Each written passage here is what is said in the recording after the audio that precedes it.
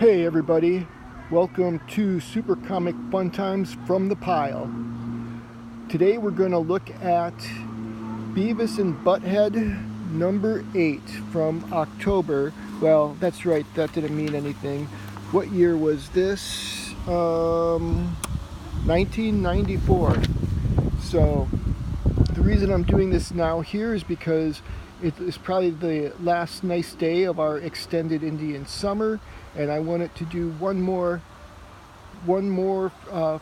video from my backyard set. You can see I also have my Thor book here.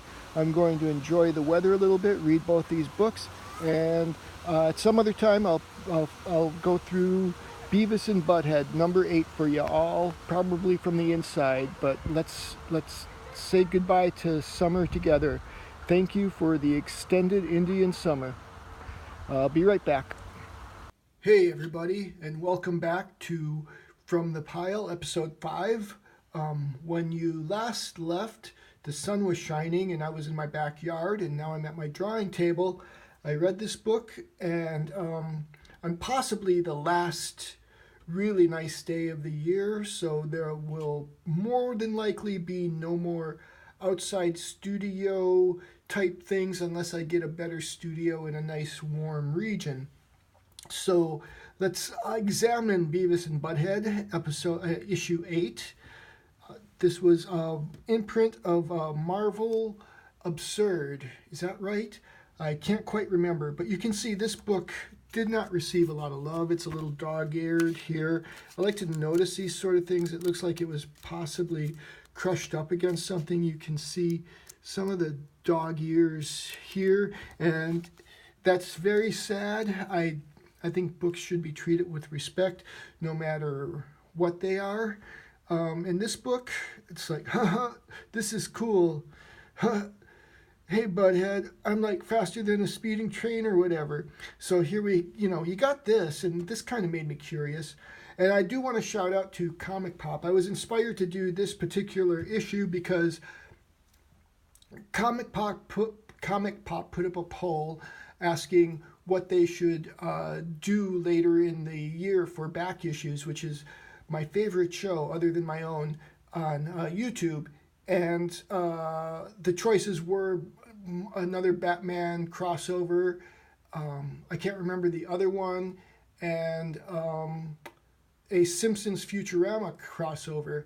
Now, to me, the Simpsons Futurama, that's something that Cell and Comic Pop haven't done yet. So that was my vote, but I can't remember what was winning. Oh, it was Star Wars was the other one. I think Star Wars was probably winning.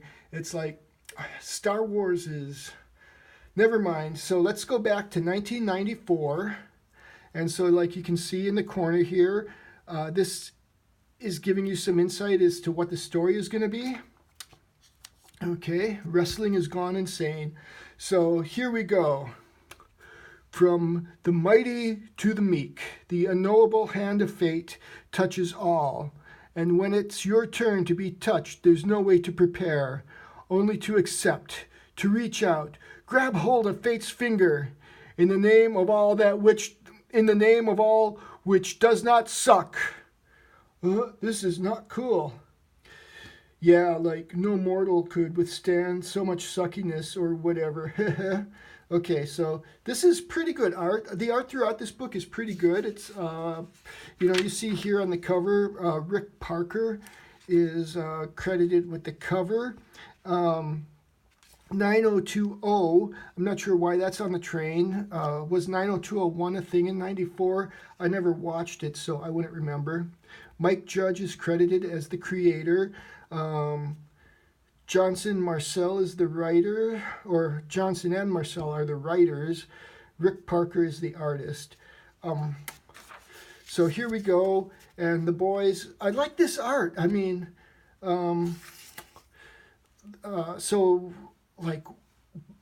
Beavis is like, where does the music come from in the radio? And he goes, it comes through the wires, or maybe there's like plutonium inside or something. And they start just doing stupid stuff. It's so stupid. And then they electrocute themselves. Death shows up. This made me think we might be dealing with a Bill and Ted's Bogus Journey type situation.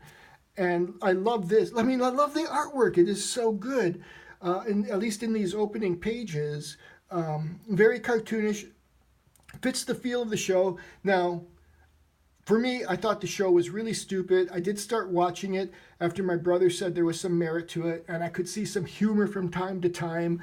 But then I can't remember how many I watched. I don't know how many there were, but at some point, it was too stupid for me. This is not my thing. So like I say, the only reason I'm doing this is I was inspired by Comic Pop, hoping that they would take the leap and do a Simpsons Futurama comic instead of Star Wars, which they've covered, and Batman crossovers, which they've covered. So Pandemonium, featuring Millennium. Killing Joke, new album. That's a very interesting ad. I like that. I didn't notice this ad when I was reading the book. So anyways, yeah, they get electrocuted, and then it's like, Beavis, today's the first day of the end of our life. It's like, and like, okay, I'm reading backwards, so I sometimes do that. I have this very fluid idea of time. So it's like, you get, dude, we just got like radioactivated. You mean like that, dude, I can't do the laughs. I'm not going to do the laughs. You mean like that dude who got bit by an ant and turned into Spider-Man? That's just so stupid. That's Beavis. Today is the first day of the end of our life, and the art is good though. I didn't notice this before either. There's something in the background here. Oh. I guess I didn't even notice this before. It's like he's imagining the bat signal. Okay, so we go back to that Killing Joke ad, which is really, really cool. And I'm going to have to, I guess that's a band or something. If you know this band, please comment down below. And then, yeah, so they're in their underwear. Ha, ha, ha, ha. They're trunks, you idiots. Superman doesn't wear his underwear on the outside. Those are trunks. Anyway, so they decide to become Cool Man and Dr. Weird. And none of it's really relevant. So then, we got to go kick some criminal's ass. It's like, I remember the cartoon. One of the things that turned me off and what this book brought back to me is that these guys don't care about anything. They're nihilists. Probably the episode I stopped watching the show forever is where Beavis was dead and Butthead, you thought it was going to be an emotional moment, but no, it wasn't. And that was the joke. And I guess it was kind of funny, but it was too nihilistic for me. So let's turn the page again. And then they run into this guy who used to wear the Winger shirts on the show. I don't remember his name. I just remember he was kind of like, the good boy kid, and they always got him into trouble. And yeah, that's the other thing is other than Beavis and Butthead, I don't really know the names of the other characters. So, so like they run into that and it says, "Hey guys, what's with the crazy get-ups? Haha." It's not Halloween yet. Are you making fun of us? No way, Butthead. It's just that you and Beavis look kind of different, in quotes. Different. Arrgh, I'm Dr. Weird. How do you know my secret identity? Like, seizure him. Yeah, I think that was a thing, misusing names. That was like really funny in the Bowery Boys. If you love movies and you've never seen the Bowery Boys or the East Side Kids, you got to go watch those movies. What was his name? Was it something Tommy Dorsey? I can't remember the name of the guy, but he would pretend to be really intelligent and he would misuse all these names. So it's like, in the name of all that which does not suck, who are you? Come on, man, this isn't cool. Ha! It's come on, man! Yeah, up to your old tricks. Okay, so it's really, really, really stupid. And then they like go home and like they kind of kidnap him because he knows their secret identity and whatnot. And then he says, well, can you, this is pretty funny, guys. What happens to me? And then, like, they decide to, like, show him they've got superpowers, which they don't. Oh, and then look at this ad. Let's zoom out. Okay, will it all fit this way? I guess not. So, anyways, this is back when USA had some TV shows. Like, they had Swamp Thing for a little while. and they had a TV show of weird science. I never watched it, but that's like a full page ad, so you know who their audience was. This guy looks like he's about 40. That guy, I don't know, maybe 25. So then, pick it up, Dr. Weird, for a superhero, you're not very fast. And then they run into the hippie teacher, who, again, I don't remember the name, and they're planting a tree. And, okay, people, good job with this tree. It's our first step in reclaiming this park from the drug dealers and vandals who find pleasure in desecrating nature. Let's go pick up some trash. Yeah! And yeah, it's just really weird. So he's wearing like 3D glasses. Like, you used to be able to buy these in comic books. I never did. I never really believed they would work because, you know, I was always kind of hyper rational. It's like if 3D glasses worked, you wouldn't need a doctor, right? So anyways, this is where it gets confusing. So like, okay, they climb the tree because they're trying to fly. They're trying to prove they're really superheroes because they really believe they're superheroes because they electrocuted themselves by digging into a clock radio. Arg. Okay. So then you get this weird stuff. So Camp Lackey. I don't know. These are like the American Gothic people. Oh, I didn't notice is the hippie teacher was there before. There's the Your Only cameo by Daria, who won't have a TV series for another 3 years at this point. 1997 is when she gets the show, and Mike Judge didn't have anything to do with the show. He said he just like licensed the character. So they kill the tree, and everybody gets mad at him, and you got these tattooed guys beating the crap out of him. That does it, like, you can't fire me, I quit. Yeah, let's be supervillains. Evil hot chicks are always hotter anyways. Yeah, really. Okay, and then this is their homage to whatchamacallit, when the worst part of the TV show is Beavis and Butthead would sit and watch rock videos and make stupid comments. So here they're reading a comic book, which is Quasar. Now this book is dated October, and that is 1994. Quasar ended in July of that year, I think. So anyways, he goes into this closet and they make stupid jokes. It's like, this guy's going into the closet. Yeah, he should come out of the closet. So should you. Like, really funny. Arg! Okay. Whoa, he has a giant turd in the closet. I mean, this is just so stupid. I'm sorry I'm putting you through this. Okay, so that was the first story. And so now the second part of the story is called The Dark Side. So they're going to become super villains or whatever. He said what he meant. So here, your cliff notes on Hamlet. I love Shakespeare. I love really real culture and art, and I think comic books can be that. This isn't. So yeah, here they give you a little arrow telling you that this is undigested nachos or whatever because they like nachos. So they go and hang out with these bullies, and like the bullies like have them go and try to rob this store, and there's a roach on the guy's neck, and it's really gross. Really gross. I don't like this kind of humor. So then, yeah, they steal. These are supposed to be nachos, even though they look like, I don't know, taquitos or something to me. And then, like, the cops are there. And then, like, here, so there you can see that these guys are the American Gothic. Whoops. Sorry about that. The American Gothic couple. And I don't get it. Were they in the show?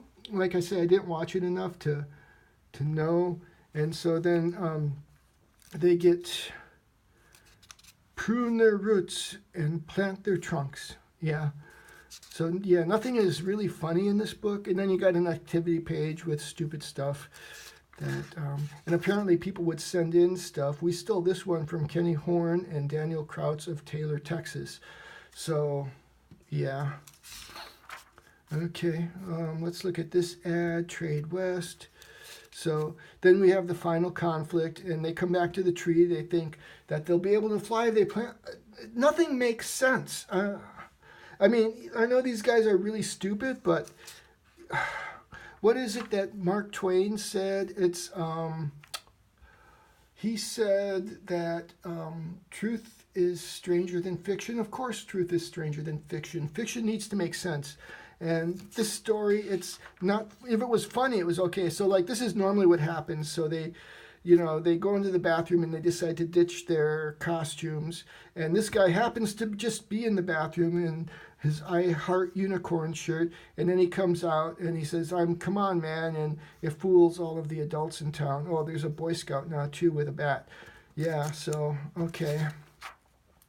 Bullpen bulletins. Now, here we go. And, like, one of the features of this book is like people would write letters and it was like Beavis and Butthead would answer it. I didn't really bother to read any of these. Cool. When we dress like chicks, we're better than Playboy.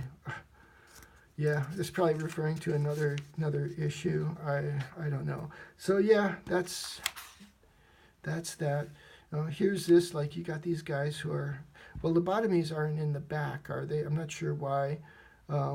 So anyways, it's a Barks Root Beer ad. They must have had, oh look, this comic was priced at 48 cents at some point. So yeah, it's not, I don't know if it's worth it. It's really bad, but I mean, it's not terrible. That's the problem. It's just like the artwork is really good. Like I said, I enjoyed the artwork throughout the book. The story could have been better. I get what they were trying to do, but it just didn't work for me. So, were you a kid back in the 90s? Were you a fan of MTV's Beavis and Butthead, and did you get this book? Well, comment down below and let me know what you think. If you did like it then, oh look, I didn't notice that. Is like there's a kid looking in the window there. So, yeah, that's the I Heart Unicorn kid. So yeah, I mean the art is great. It's just the story around the art isn't that great. And it could have been, I think there's a way to do this to make it funny. Maybe I'll put this book aside and make that a writing assignment for myself when I'm rich and famous. But we're going to close it there for now. Thank you for watching. Thank you for enduring this. Hit the thumbs up button. Even if you didn't like it, please. But you can feel free. It'd be fun if like a bunch of people gave me the down button too. But yeah, and be sure to subscribe and share. And I mean, look at this cover. It's just like it looks so good, you know. But you kind of know it's these guys. So yeah. And anyways, I have further thoughts on this, and I put it in a blog, and so you can get the blog and the video at my Blogspot site, Super Comic Fun Time, all one word, .blogspot.com, because I had a Blogspot before they changed it over to Blogger. And again, thank you for watching. I love you guys. I will have something better for you soon. So sorry.